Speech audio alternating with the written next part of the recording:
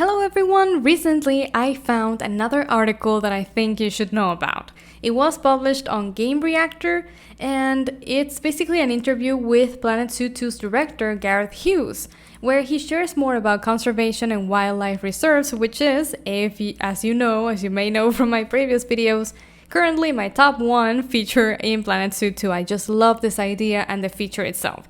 So let's see what Mr. Gareth Hughes has to say about Planet Zoo 2's conservation efforts.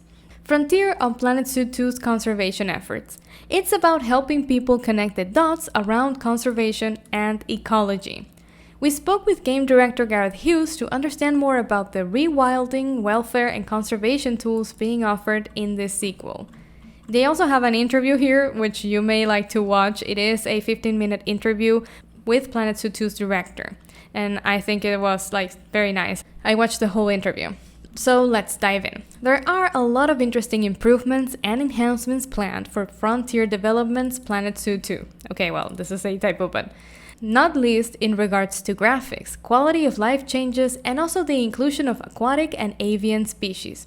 But one of the other key areas that the game is seeing improvements comes in the form of conservation, and how Frontier is now able to serve up a conservation system that is more in line with what it had planned but couldn't quite realize in the original game. On this front, we had a chance to speak with game director Gareth Hughes in a complete video interview that you can watch in full below. During this interview, we touched on the conservation element, with Hughes speaking about why it's important to include this in the game. Well, this is what Gareth Hughes says. Well, I like to think that Planet Zoo, and now Planet Zoo 2, primarily entertains, but also helps educate just a little bit. Having things like the Zoopedia in the game, where people can find out a lot of detail about the animals, where they live in the world, and the ecosystems that they like and the species that they live alongside. I think that aspect of being able to give our audience that information is really cool. And for me, the wildlife reserves are really an extension of that core theme that already existed in Planet Zoo. We never really had the chance in that game to fully manifest it into a real gameplay experience. Obviously, there is welfare within the zoos, and we're maintaining and building upon that.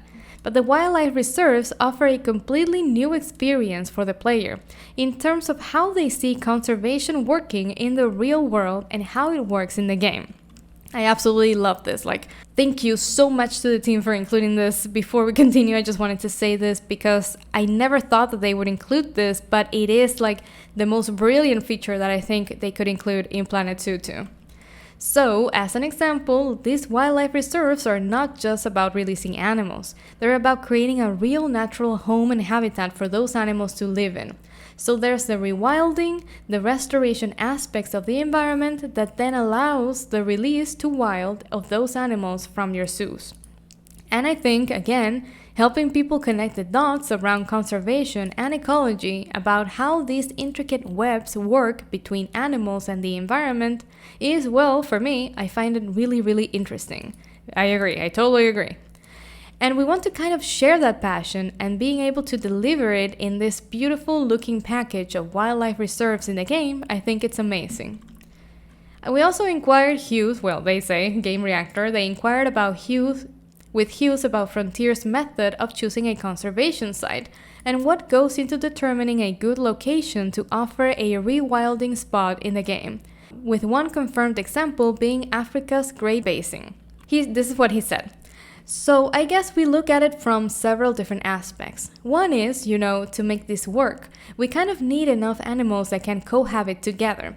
So we're looking at, when we're identifying an area that would make a good wildlife reserve for us in Planet Zoo 2, it needs to be able to support a wide variety of different animals.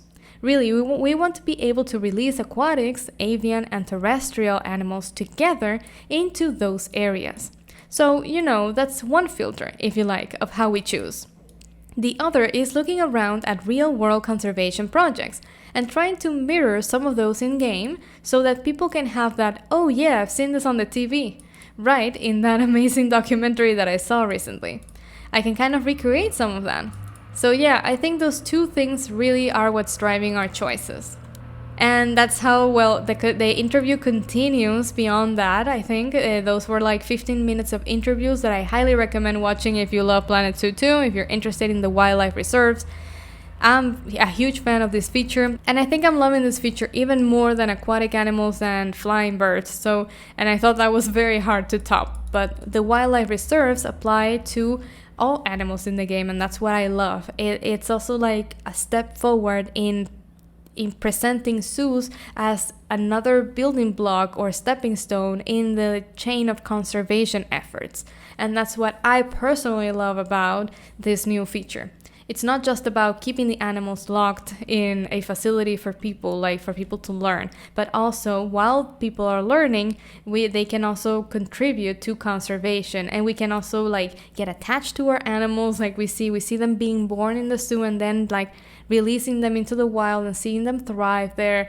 That will be beautiful. Another like emotional attachment that we can have to our beautiful animals in the game. I mean, I think this is the perfect combination, the perfect scenario for Planet Zoo 2. So thank you for watching, and I will include a link to this article in the video description below in case you want to watch the full interview or read the article yourself. I hope you found this interesting and helpful, and I will see you in the next video.